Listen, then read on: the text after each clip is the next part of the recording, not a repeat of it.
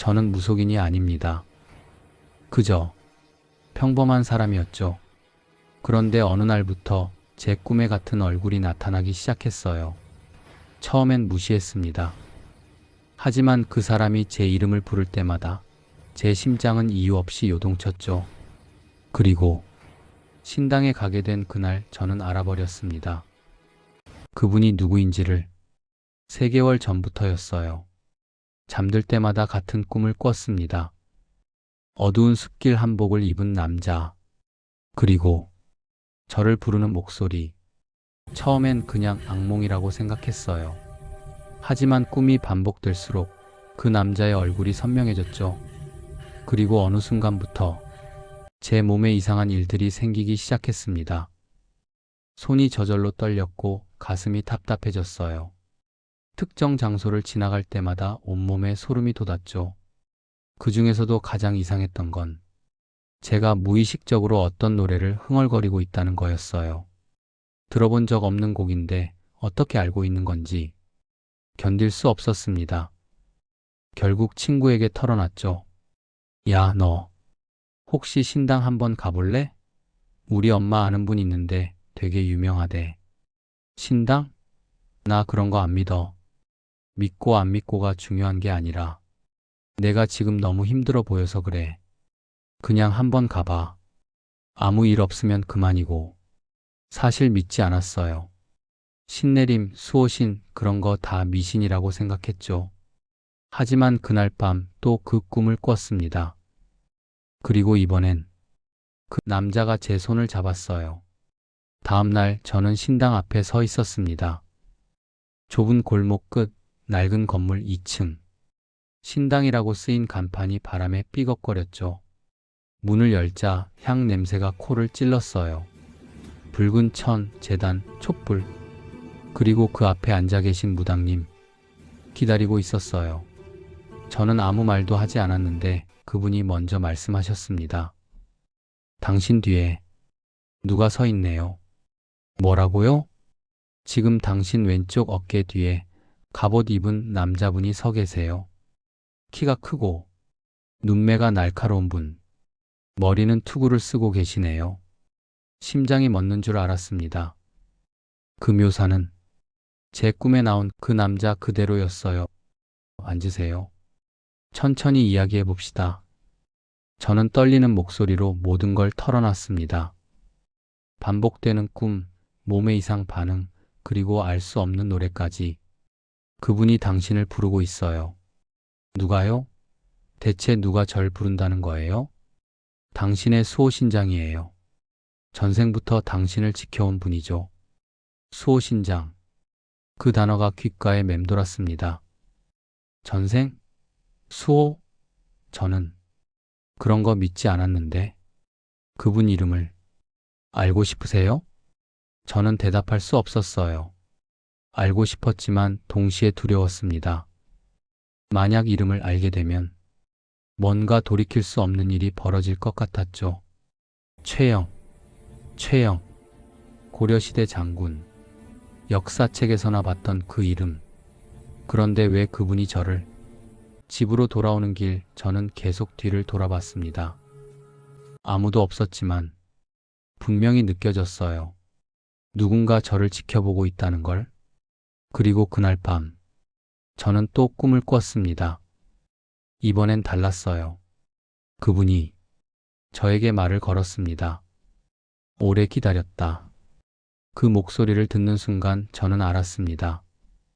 이건 단순한 꿈이 아니라는 걸. 그리고 제 삶은 이제 예전과 같을 수 없다는 걸. 최영. 그 이름을 들은 순간부터 제 일상은 완전히 달라졌습니다. 꿈은 더 이상 꿈이 아니었어요. 그분은 매일 밤 제게 나타났고 저는 점점 그분의 존재를 부정할 수 없게 됐죠. 하지만 가장 무서웠던 건 제 몸이 제 의지대로 움직이지 않는다는 거였어요. 신당을 다녀온 후 일주일이 지났습니다. 처음엔 아무 일도 없었어요. 오히려 꿈도 덜 꾸고 몸도 한결 가벼웠죠.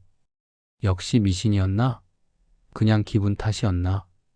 그렇게 생각하려던 순간이었습니다. 퇴근길 지하철에서였어요. 갑자기 제 오른손이 저절로 움직이기 시작했습니다. 처음엔 떨림인 줄 알았어요. 그런데 아니었습니다.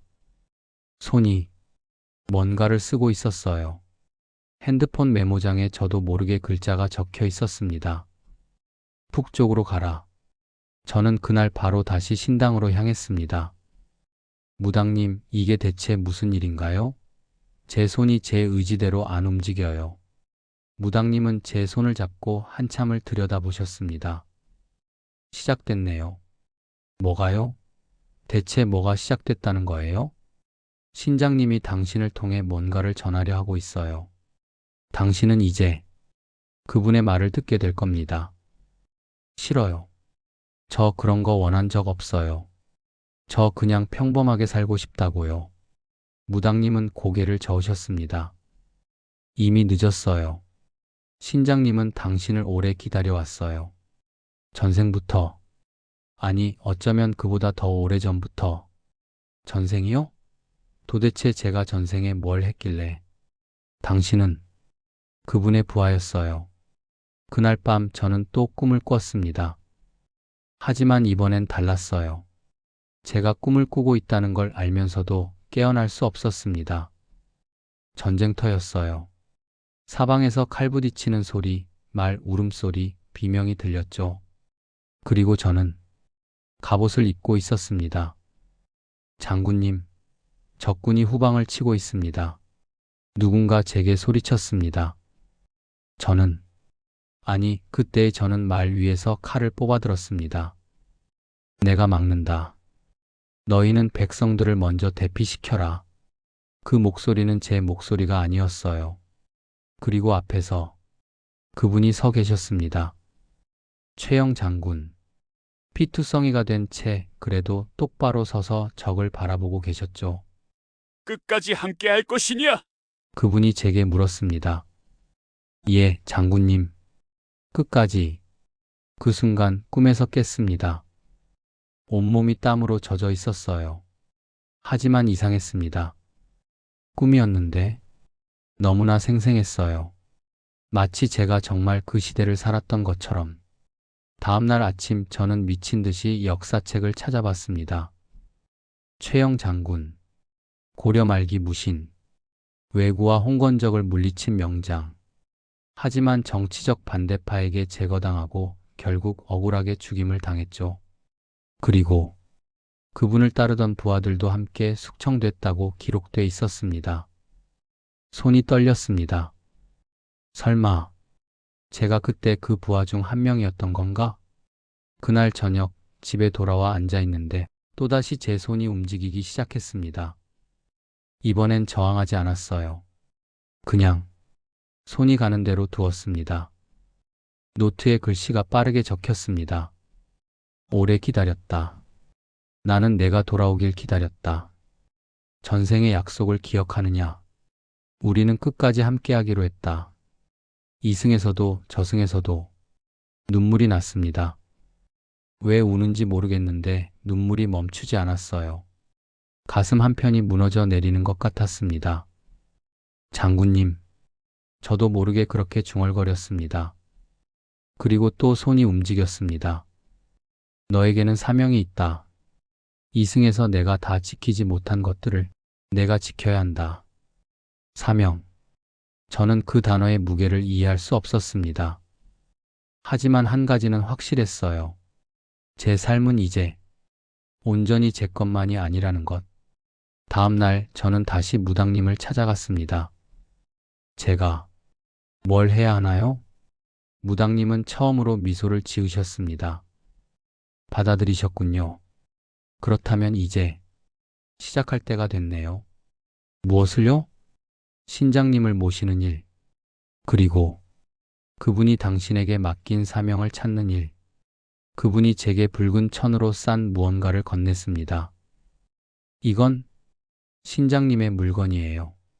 이제부터 당신이 모셔야 합니다. 천을 풀었습니다. 낡은 작은 칼이 나왔습니다. 그 순간 머릿속에 목소리가 울렸습니다. 잘 돌아왔다, 나의 부하여. 잘 돌아왔다, 나의 부하여. 그 목소리를 들은 순간 저는 알았습니다. 이제 돌아갈 수 없다는 것을, 그리고 어쩌면 돌아가고 싶지 않다는 것을. 무당님의 지시대로 저는 집에 작은 제단을 차렸습니다. 붉은 천, 촛불, 그리고 그 낡은 칼.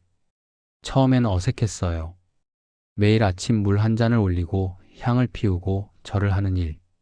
하지만 이상하게도 마음이 편해졌습니다. 누군가 저를 지켜보고 있다는 느낌. 혼자가 아니라는 안도감. 그리고 어느 날부터 저는 그분과 대화할 수 있게 됐습니다. 장군님, 제가 정말 뭘 해야 하는 건가요? 대답은 금방 왔습니다. 내가 할 일은 정해져 있다. 하지만 아직 때가 아니다. 조금만 기다려라. 한 달이 지났을 때였습니다. 회사에서 회식이 있었어요. 돌아오는 길, 골목을 지나가는데 갑자기 발이 멈춰 섰습니다. 제 의지가 아니었어요. 여기서 기다려라. 그분의 목소리였습니다. 장군님? 왜요? 대답 대신 제 시선이 저절로 앞쪽으로 향했습니다. 어두운 골목 끝에서 누군가 비틀거리며 걸어 나왔습니다. 젊은 여자였어요. 술에 취한 것 같았지만 뭔가 이상했습니다. 그리고 그 뒤를 따라오는 남자. 순간 온몸에 소름이 돋았습니다. 저 여자를 도와라. 어떻게요? 내가 아는 대로. 저는 숨을 깊이 들이마시고 큰 소리로 외쳤습니다. 언니, 여기야. 오래 기다렸어. 그 여자가 멈춰섰습니다. 뒤따라오던 남자도 멈춰섰죠. 저는 빠르게 다가가 그 여자의 팔을 잡았습니다. 괜찮아요? 제가 집까지 바래다 드릴게요. 여자는 흐릿한 눈으로 저를 봤습니다. 누구세요? 일단 여기서 벗어나요. 빨리. 저는 그 여자를 데리고 밝은 큰 길로 나왔습니다. 뒤를 돌아보니 그 남자는 사라지고 없었어요. 고마워요. 저 사실 술 안 마셨는데 갑자기 정신이 흐려져서. 누가 음료수 건넨 적 있어요? 어떻게 아셨어요? 저도 몰랐습니다. 그냥 입에서 나온 말이었어요. 여자는 떨리는 목소리로 말했습니다. 클럽에서 처음 본 남자가 음료수를 줬어요. 그 후부터 정신이, 등골이 오싹했습니다. 택시를 불러 그 여자를 집에 보내고 저는 한참을 그 자리에 서 있었습니다. 장군님, 이게 제 사명인가요? 그렇다. 내가 지키지 못한 것들을 내가 지켜라. 약한 자들을, 위험에 처한 자들을. 그날 이후 이런 일들이 자주 일어났습니다. 길을 걷다가 발이 멈춰서고 누군가를 도와야 한다는 직감이 왔어요. 길 잃은 아이를 부모에게 데려다 주고 사기를 당할 뻔한 노인을 구하고 자살하려던 청년을 멈춰 세우기도 했습니다. 처음엔 두려웠어요. 내가 무슨 자격으로 남의 인생에 개입하는 거지? 만약 내가 잘못하면 어떡하지? 하지만 그분은 항상 말씀하셨습니다. 두려워하지 마라. 내가 너와 함께 있다. 그리고 정말로 그분은 함께 계셨습니다. 어느 날 저는 무당님께 물었습니다. 무당님, 장군님은 왜 저를 선택하신 걸까요? 무당님은 잠시 생각하시더니 말씀하셨습니다. 당신이 전생에 그분께 약속했기 때문이에요. 무슨 약속이요? 최영 장군님은 억울하게 돌아가셨죠. 그분을 따르던 부하들도 함께 숙청당했어요. 그때 당신은 죽기 직전 이렇게 말했대요. 장군님, 다음 생에서도 함께 하겠습니다. 이번엔 제가 장군님을 지키겠습니다. 눈물이 주르륵 흘러내렸습니다. 기억나지 않았지만 분명히 제가 한 말이었습니다. 하지만 장군님은 당신을 지키게 했어요. 당신이 다른 이들을 지키도록. 왜요? 그분은 더 이상 전쟁터에 있지 않으니까요. 이제는 다른 방식으로 사람들을 지켜야 한다는 걸 아시는 거죠. 집으로 돌아왔습니다. 제단 앞에 앉아 촛불을 바라봤어요. 장군님, 제가 잘할 수 있을까요? 대답은 따뜻했습니다. 너는 이미 잘하고 있다.